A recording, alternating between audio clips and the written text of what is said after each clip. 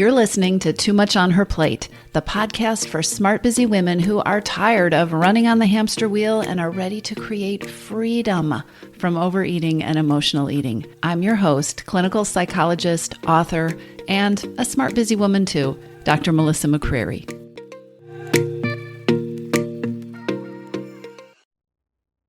Hey everybody, welcome back to the podcast. Let me ask you a question. Does it ever feel like there are some things that you are destined to just keep learning over and over and over again? There are definitely some places in my life where that is absolutely the case for me. And so I thought in this episode, I would share a few lessons that have to do with managing stress and managing stress eating that I have learned over and over again, and many of which I'm still learning. So let's start with the basics and the really obvious, and that is that stress eating is triggered by a hidden hunger for stress relief. Stress triggers stress eating for a lot of people. When I manage the stress or when I take care of myself when I'm under that stress in a careful way or in a different kind of way, then the desire to stress eat can ease up dramatically. Taking care of the stress, the reason that I'm eating, makes a huge difference. And to stick with things that are obvious and basic, there are a few lessons that I think I'm going to be learning and remembering over and over again for the rest of my life that have to do with managing my stress or decreasing my stress or making life work more smoothly for myself, and that help keep me from standing in front of the pantry grabbing handfuls of things that I really don't want to eat, but that I do want to eat because I'm feeling a buildup of stress and overwhelm. Okay? I think I'll be learning these lessons over and over again, and that is okay because I do see improvement most of the time, and I also see that usually it doesn't take so long to remember what I need to know each time I go through that cycle. Today, I'm sharing these life lessons because they make a tremendous difference with stress and stress eating, and because I have found that many of these show up over and over and over again for clients and for members of Your Missing Piece, which is my coaching program where we're working on ending emotional eating and overeating. Some of these seem to be pretty universal. So I want to share these with you in case you, like us, are continually learning. Without further ado, here are 10 life lessons on managing stress and managing stress eating that you too might find helpful and that it might be helpful to be reminded of today. Ready? Okay. Number one life lesson that I am learning over and over and over and over again, probably for the rest of my life. This is that asking for help doesn't need to be as difficult as I make it sometimes. I am one of those over-functioning independent types. That is just who I am. I've gotten a lot better at it, but there are still certain times when it doesn't even occur to me to ask for help. I can get in pretty deep with overwhelm and with stress, and it doesn't even occur to me to ask for help. There are also other times where I get lost in this trap of not knowing what to ask for, not knowing how somebody could help me with this, and again, feeling like I have to go it alone. There are questions that help with this that I get reminded of over and over again. One of them is there a way that you could help me with this? Is this something you could help me with? Or I could ask a generic kind of global question. If you were trying to figure out X, Y, and Z, how would you handle this? How would you handle this situation? These can be power questions. So as I have gotten older and wiser, I have identified that there is this certain kind of it's like a lonely, stressed out feeling that I get when what it is that I really need is to be asking for more help or for more guidance or for more support. And that's been important to identify. If you can relate, then getting curious about what your own signals are. What are the signals that you could be asking for help or that asking for help would be helpful? What are those signals or those symptoms inside of you? What are the signs that you could be asking for more help or more guidance? Figuring that out, starting to get curious about your own signals, starting to be more aware of them can be incredibly valuable. At least it has been for me. The second life lesson is practical, but again, learning it over and over again, and that is that checking email is hardly ever the thing I should be doing when I do it. I once heard somebody characterize your email inbox as everybody else's to-do list for you. That's what your inbox is. It's this to-do list that a whole bunch of other people have thrown at you, everybody else's agenda. It never feels good to be reacting to a bunch of other people's priorities. At least it never feels good if I'm not really intentional about spending my time and energy this way, if it's just this reaction, if I'm clicking that tab in my browser and seeing what's waiting for me and seeing what I have to do. The days that I set really clear policies and boundaries around email, those are my most productive and those are my least stressful days so much of the time. And I will also say, because I hear about this so often from clients that I think it's worth saying, if you think that people will not survive if you do not respond to your emails instantaneously, it is worth considering whether you are training these people to have this expectation that you will respond instantaneously, right? Play with this one. If it feels like you are at the mercy of having to respond all the time, be open to being curious about that and seeing if you could experiment with this and see how it affects your stress. I have not conquered this. I am still learning. And I think we have a lot of conditioning to be at the mercy of our inboxes. So don't be surprised if you keep coming back to this one over and over again. But it is a lesson that bears repeating, at least for me. Okay, life lesson number 3 that I learn over and over and over again is if I'm feeling overwhelmed, it is worth stepping back and deciding on the one thing that I want to focus on in this right here present moment. In overwhelm, when I am overwhelmed and when I'm stressed, my tendency is to feel like I have to do everything and I have to have done it yesterday. This is partly because anxious and stressed out brains are not good at simplifying or prioritizing. And there is this kind of thrum of anxiety, which is like, what do I do? What do I do? I need to do the things.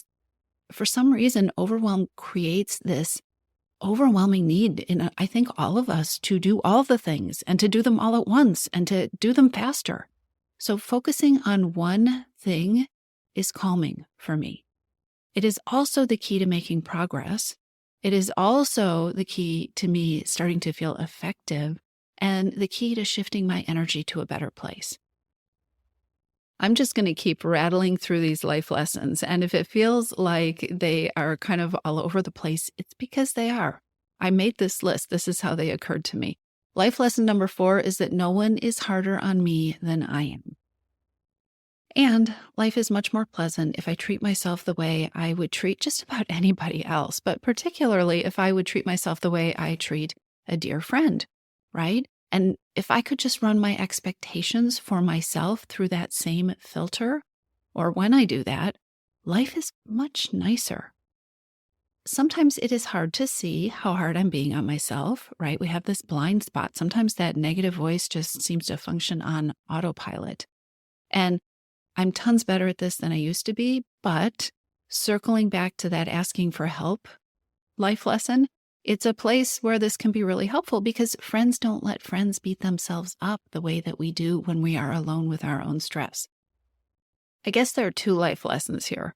One is that no one can be harder on me than I can be on myself, but also that it is totally unhelpful and unreasonable.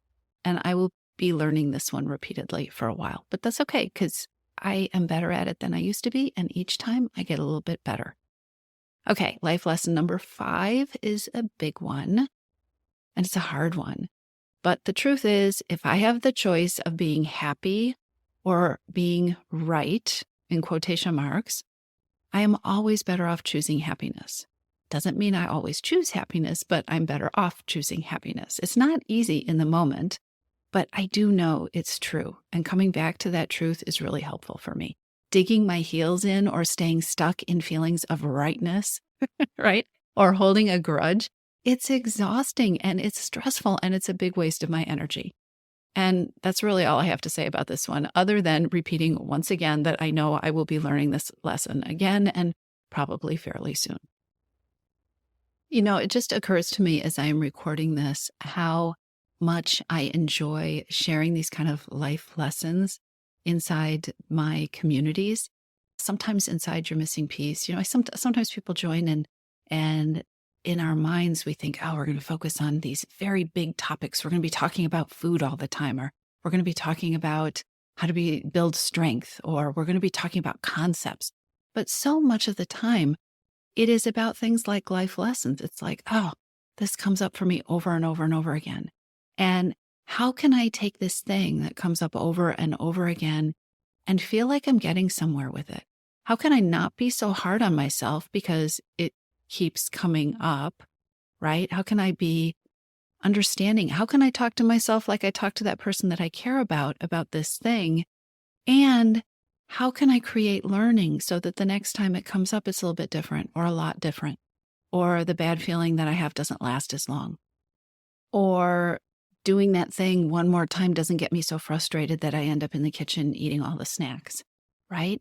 So much of changing your relationship with food is about changing your relationship with yourself and giving yourself permission to learn things, which means messing up, which means making the same mistake over again and correcting it and growing from it or not, and finding yourself learning all over again.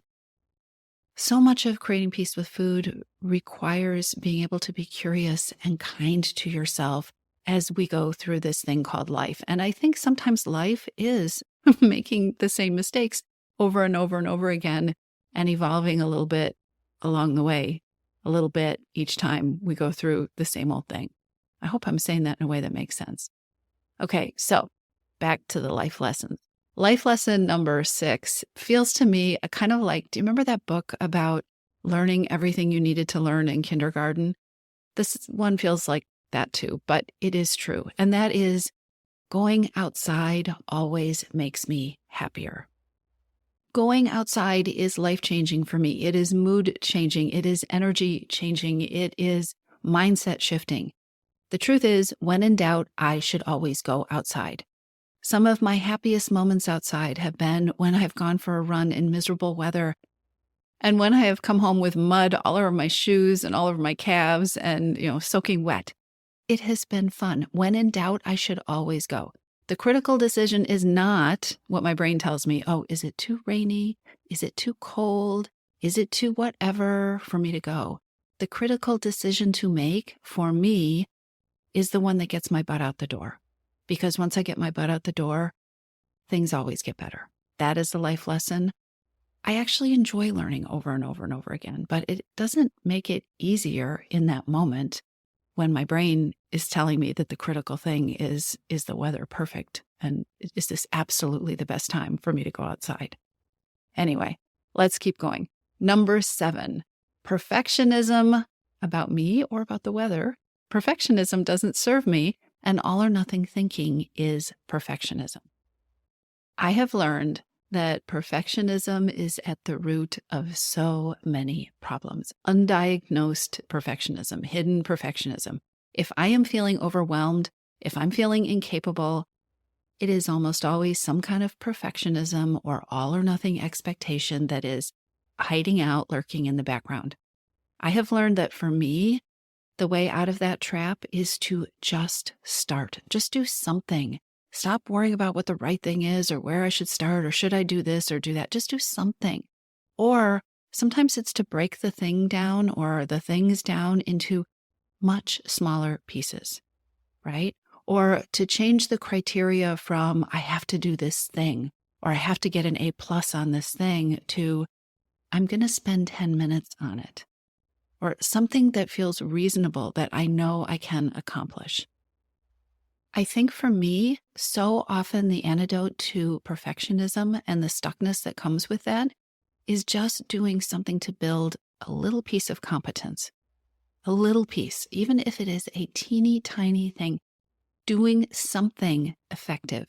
That is always helpful for me. I guess that's kind of another life lesson, right? Just do something. Okay, next life lesson. Taking the time to get grounded and clear, even when, actually, especially when I am feeling rushed or stressed, always pays off.